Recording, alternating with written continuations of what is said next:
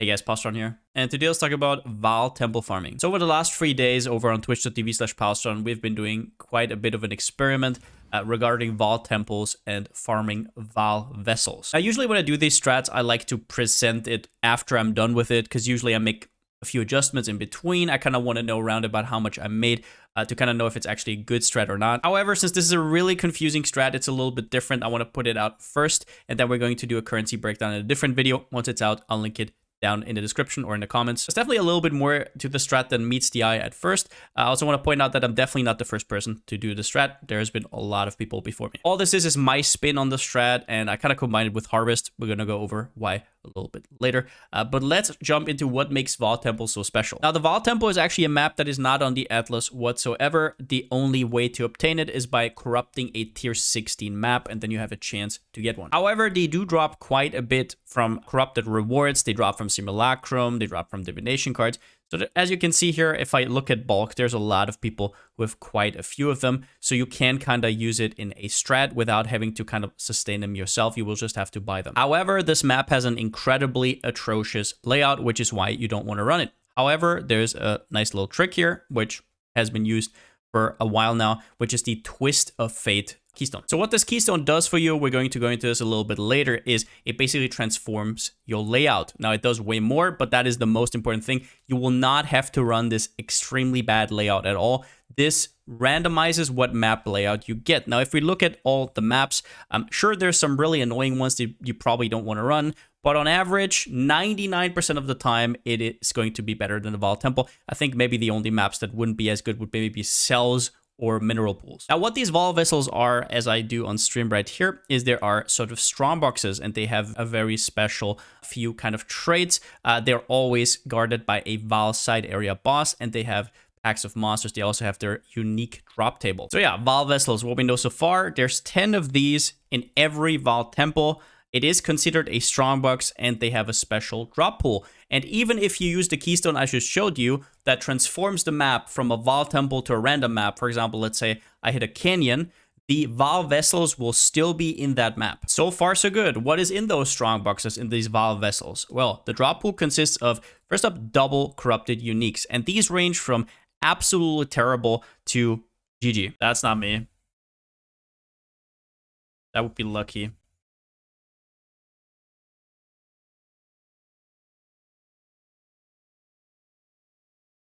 I don't even want to harp onto the Covenant here, because this is just outrageous. This is not what I want you to think about when you do the strat, because it's probably not going to happen to most people. What I want you to think about is how many of these items can just be elevated with a really good corruption. A lot of items, if they have like Fortify on hit, or you have like a unique chest with +2, they already are pumped from like 1C to like 1 divine. Now, I know a lot of people who have done this strat in week 1, and what they told me basically is they just filled quad tabs with these double corrupted niche items. And the thing is, some people just want those items because they fit exactly their build. And they're very unique. Like, most likely nobody's going to have another one just like the one you have. So if you just put it up for like a divine or something, it might just sell. What I've heard from people who are doing this for a long time is even weeks later, you will still be selling stuff in your dump tabs. So while there's some outliers, like obviously this is never going to happen, I still can't believe it.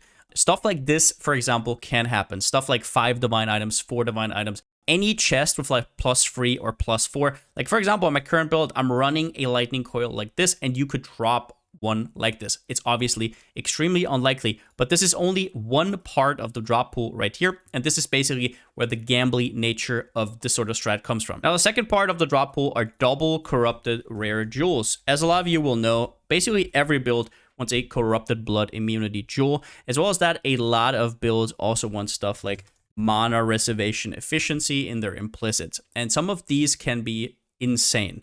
Some of them will be completely worthless. Some of them will be multiple divines. So as you can already see, there's a lot of high highs and a lot of low lows. So very hype drops, very non-hype drops, kind of spiky, which is very fun for people who like to gamble. Then we also have the price of protection divination card, which is this one right here. As you can see here, I have 186 of them. I'm now at round about, I think, 102 maps. So round about 1.8 of these per map you will get. And these drop from the Vaal side area boss that you will encounter in every one of these strong boxes. And since 5 of these give you an Elder map, and the Elder map right now is like 15C, each one of these gives you like 3 chaos, so you get around about 5 chaos for free, just back straight up. Then there's also corrupted essences, which in terms of price are round about, as of this recording, round about 30 to 40 chaos. I would say they drop round about every third map, you drop 1. So that's round about 10 chaos per map just from these random essences right here. They straight up drop from the strongbox itself. And then at the end, there's also corrupted maps. And not just corrupted maps, but also a lot of normal maps because of how we set up our passive tree.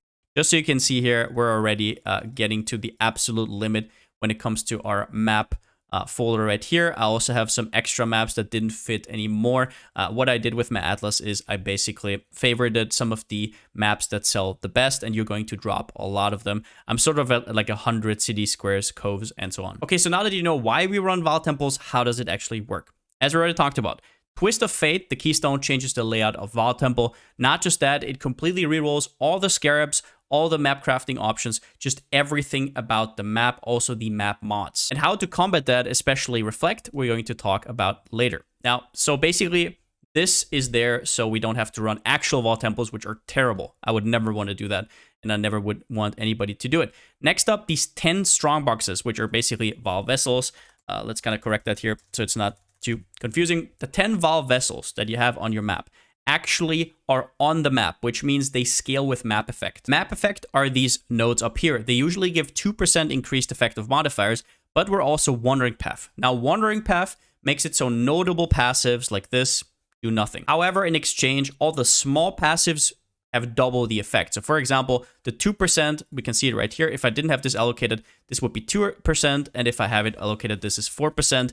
It's 15 points in total for a total of 60% increased map effect. This means that everything on your map gets amplified, also the downside. So for example, instead of 100% extra physical damage as fire, it would be 160. So it's going to get a lot harder. You also have less accuracy than usual, stuff like that. You also get more quantity, you get more rarity, more pack size. It is fantastic. But like I said, it also scales the Vaal vessels, meaning with 60%, instead of just 10, you have 16. On top of that, these are considered strong boxes, making them work with the passive tree. Now, we are using these small nodes right here, which give us 4% chance for a Vaal vessel to be openable again. So that basically means that you have in total 12% chance whenever you click on one to just be able to reopen it. We also take these 3 small passives here for a total chance of 90% chance that around each of these 16 vessels, there's going to be another pack of monsters, which drops you also a lot of more maps. So in total, that is on average like 13 to 14 extra pack of mobs just with these 3 points. And then there's also this small node right here, which works with it, which gives us a little bit of extra quantity contained in strongboxes. Do note though that extra strongboxes that you get from anywhere are not converted to Vaal vessels. They only come from the map. So for example, if we were not Wandering Path and we took twice Tempted here, we would get an additional strongbox, but it would be a normal one. It's not going to be one of the great Vaal vessels. Now, the last thing here is that there is a new keystone called Growing Hordes, which a lot of you might be familiar with already. It eats your scarabs no matter what they transform to with the Twist of Fate keystone. So one of the things that was holding back the strategy a lot was that you can't really make use of your map device here because it's going to be randomized. You can't really make use of any of these slots because whatever scarabs you put in, they're going to be randomly transformed. And the problem with that is that most League mechanics are not really good until you spec into them. Metamorph, trash. Legion, trash. Breach, trash. Blight, and so on. Meaning that whatever you get as an outcome, it's just really, really bad because you can't spec into everything. Well, Growing Hordes kind of changes that because now you have a use for these scarabs. It's just like global pack size that you get instead of randomized garbage that you probably don't want to run anyways. So basically, this does work together.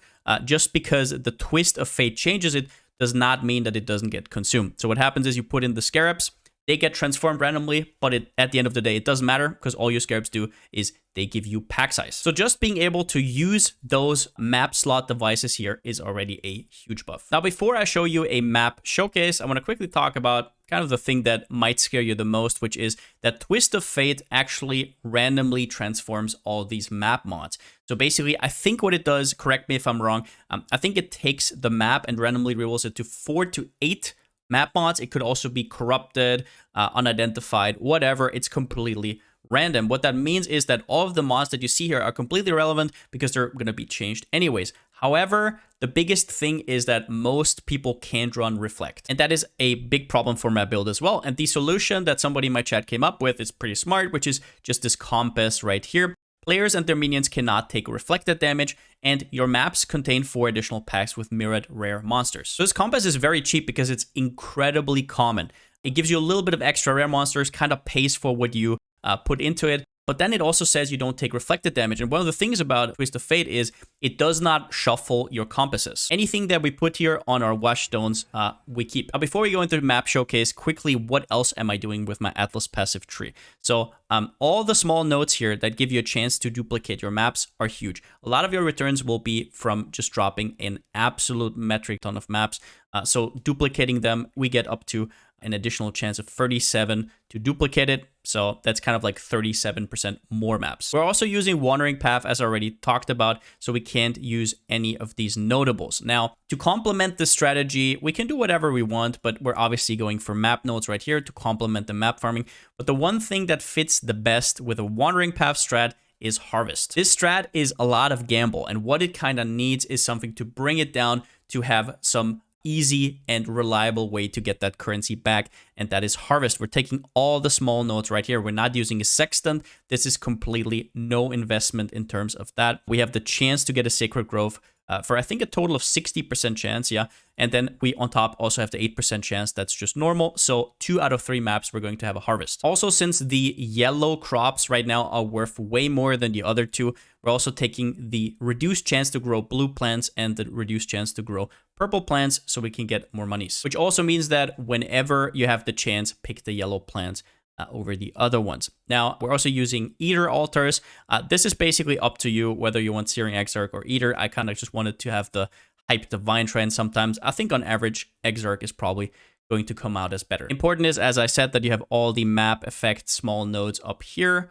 And then once we're down here, there's going to be a lot of leftover points. A lot of people go for the extra chance for each of your maps to drop an additional connected map. This is only going to happen once in your map, but it also has the chance to be duplicated. It's a nice thing to fill out to 100%. However, what I do, because I want to do this eventually, is stack a little bit of Alva chance. I want to do some temples later. For example, if you like beast farming or if you like Nico, whatever, you can spec into those.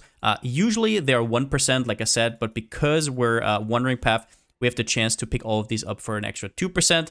So if you ever wanted to farm kind of masters on the side, this is your time. But enough of the talking, let's do a map showcase. Quickly about these scarabs, what you have to know is you can put the same scarab in 4 times if you want to. It doesn't matter. Growing hordes will consume them all. Something you have to know, though, is that if you have them stacked, it will only consume once. It basically checks for each of these open spaces. So yeah, if you want them to consume it all and get the 20% pack size, you have to do it like this. Also, I'm going to note this. You can go polished. You can go gilded if you want to. I don't think it's actually worth it, especially not gilded. They're just too pricey. For me, rusteds are really nice. Also with the altars, I'm actually sustaining rusted, so that's also nice. I don't have to buy any. Once again, it doesn't matter what you take here. You don't want to spend any monies for this. Just take the first one because it gets completely reshuffled with the Twist of Fate right here. Also, if you have to be Reflect immune, you will have to buy these sextants. Just chug in 4 at a time. It's just going to take 1, and every 16 maps you kind of refill. Like I said, I've paid 5 chaos for this one. It has 4 uses, so around about 1 to 2 chaos per map. It's probably going to cost you, but it also gives you extra packs, usually a map, which you can then later sell. If you're chaos build, obviously this does not concern you. When it comes to no regen, something like an Enduring Divine Mana Flask can help out quite a bit, so you can have this on the side. I can personally use it without because I have mana gain on hit. It doesn't matter, but for a lot of people, it does matter. So let's just go into the map. I don't know if I'm going to fully clear it. I'm just going to kind of show you the gist. So I'm clicking on this, and now I get a random map layout. Let's see what's in the cards for us. We got a Defiled Cathedral, which is not a bad layout at all. I usually don't really look at the map much, but you can. I'm Reflect immune. I can run anything else. But if I show you this, you will see here, okay, in this scenario, we got a corrupted, unidentified map. We got quite a bit of quantity. As you can see, a ton of pack size. So now we're just going to go through. I will show you once we're here. So it already starts. So we have 16 of these in total. And as you can see here, guarded by a Vaal side area boss, guarded by 3 packs of monsters. We're just going to click on them and see what pops out of them. I have a very strict loot filter, so a lot of the times there's not going to be anything. Now, in this case, we had a reactivation here, so I cleared it the first time, but I could click on it again.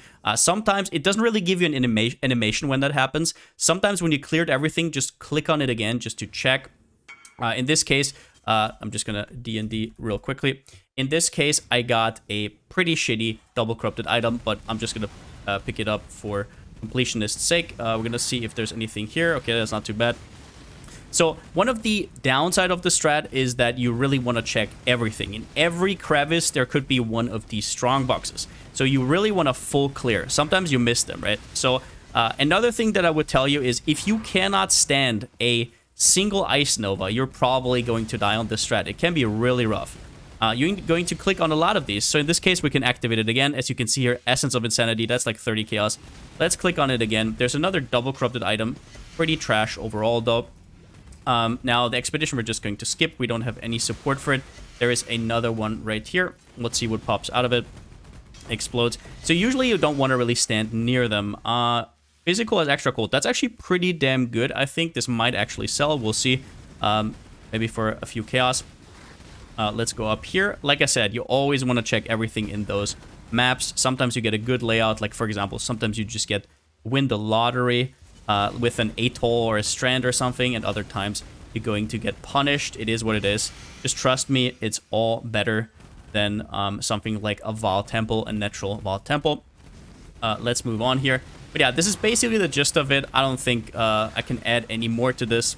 But yeah, I guess one thing, because this is a thing that basically kills everybody, it doesn't matter how tanky you are, definitely make sure that you don't run into Detonate Dead. I don't think there's anything here, but Detonate Dead basically kills everybody. So either you have a way to explode, then you're usually good, but usually that's going to kill even the tankiest character. I guess something that I could have also mentioned is that in case of altars, what you want to pick is usually the ones that have quantity when you're running blue, because most of the currency rewards are just really bad. You're not going to be picking up chromatic orbs or alteration orbs or stuff like that, or at least probably shouldn't. Whereas the quantity, I'm not 100% sure if this actually counts for the strong boxes, but I think it does. As far as I know, quantity on your map and quantity from these kind of sources does scale strongbox drops, and stuff like items do not. However, I really couldn't get a positive outcome on this when researching, but I'm pretty sure it does work.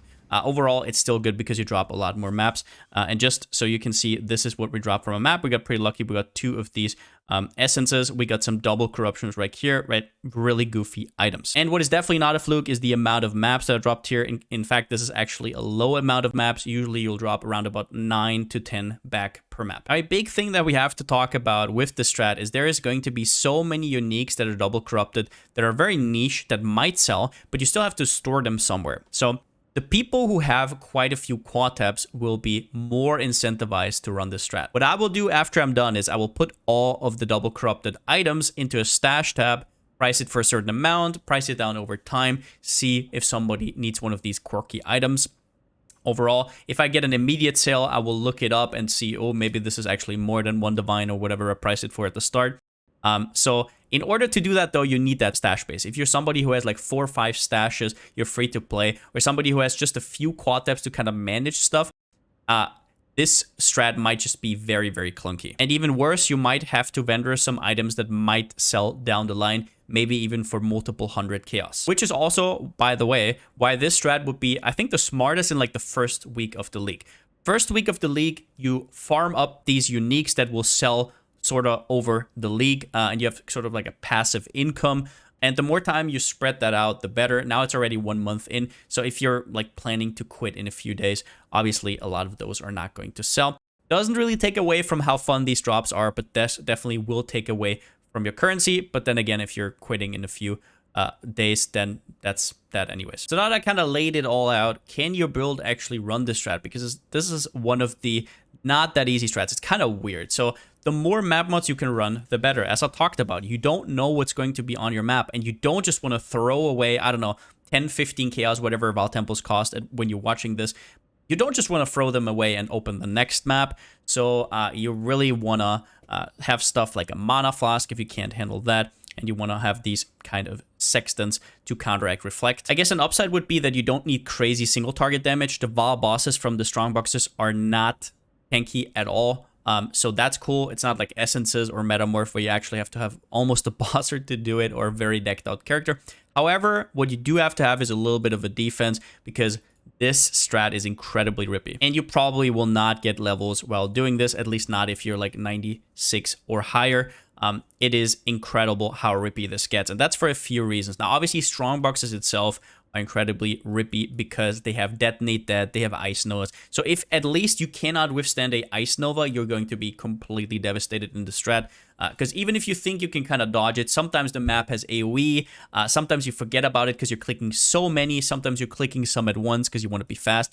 On top of all of that, all your modifiers will be increased. So for example, if there's something like 60% reduced recovery, that goes up to, I think, what, 96%. So you almost get no recovery. So a lot of builds will just be completely destroyed. So yeah, all I can do for you is lay this out. I don't know if your build can do it. I don't know if you want to do it, but one thing I can tell you or can talk a little bit more about is, will you like the strat? In terms of currency, like I said, I will give you another video once I'm actually done, and then I will present how much I made. Obviously, it's very abstract with all the double corruptions. It depends on if somebody actually wants to buy them. But what I can talk about is the fun factor. What I have to say is that the drops you get from these maps are just so much fun.